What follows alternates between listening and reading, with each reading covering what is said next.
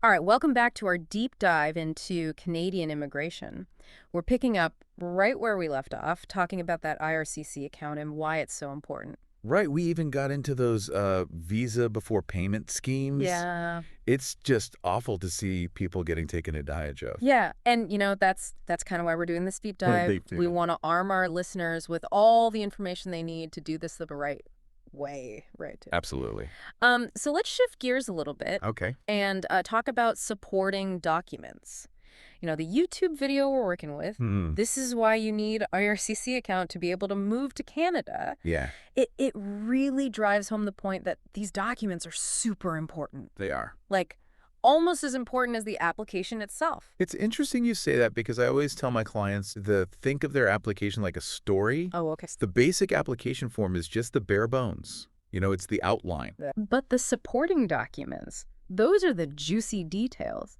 They really bring your story to life. I love that. So instead of just like listing facts, Yeah. in a boring way, Right. you're actually painting this picture of who you are Yeah.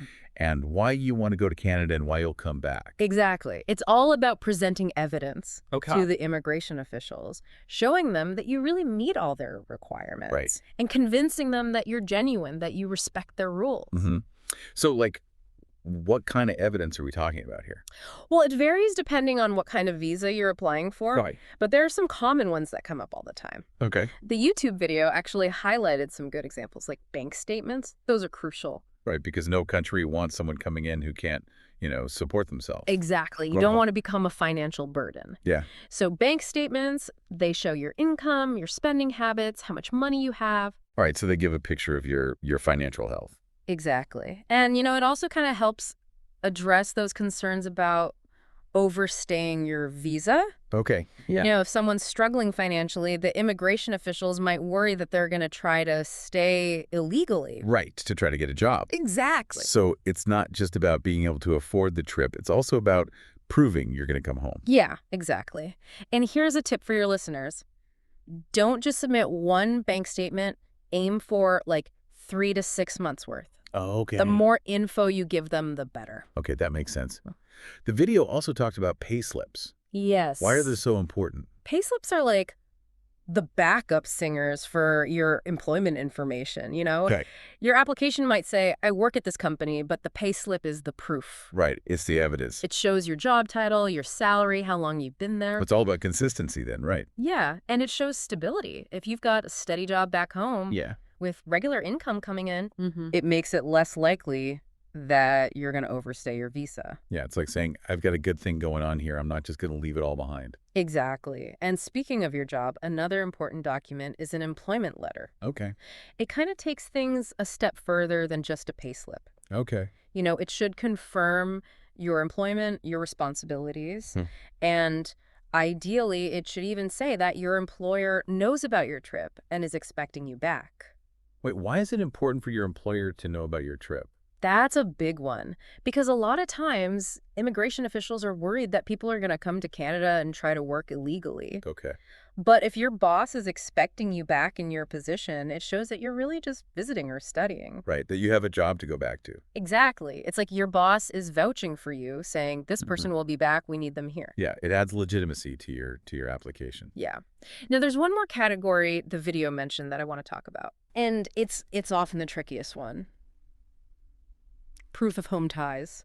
Yeah, the video kept saying that, but it was kind of vague. Yeah, it's not always about a single document. It's more about a collection of things Oh, okay. that show you have a life back home, Yeah. Things you wouldn't just walk away from. Okay, so what are some examples? Well, it could be proof of property ownership, like a house or a condo, even just some land, Right. or maybe a lease agreement if you're renting. Okay. Utility bills in your name can also be helpful, Okay. but it can go beyond just the financial stuff. Right. Like family photos, letters from friends and family. Okay, yeah. Even social media posts showing your life back home, all those things contribute to the picture. Right, it shows that you have, a community. Yeah. People who are expecting you to come back. Exactly. It's about proving you have roots. You're not looking to sever those ties permanently. Wow, I'm really seeing how all these documents, the bank statements, the pay slips, the employment letter, the proof of home ties, they all kind of fit together like puzzle pieces. They do. And Okay. that's the goal. Yeah. You want your application to be strong, credible, no room for doubt, You're Hmm. saying, here I am, this is my life, and this is why I deserve to be in Canada. I love it. Okay, so let's say our listener has done all this work. They've got all their documents. They've created their IRCC account. Mm-hmm. They're ready to hit submit. What happens next? Well, that's when the real adventure begins, but I think maybe we should save that part Yeah, for yeah. our next segment. In part 3, Yeah. right? So in part 3, we're going to explore what happens after you hit that submit button, Mm-hmm. the waiting game, the different stages, Mm-hmm. maybe some insider tips to, help navigate it all. We can even talk about what happens if your application gets refused, Oh, yeah. which is not always the end of the story. That's true. That's true. All right. Until then, listener, I'm curious. What do you think would be the hardest document to gather? Yeah, good question. Something to think about while we get ready for that final part of our deep dive.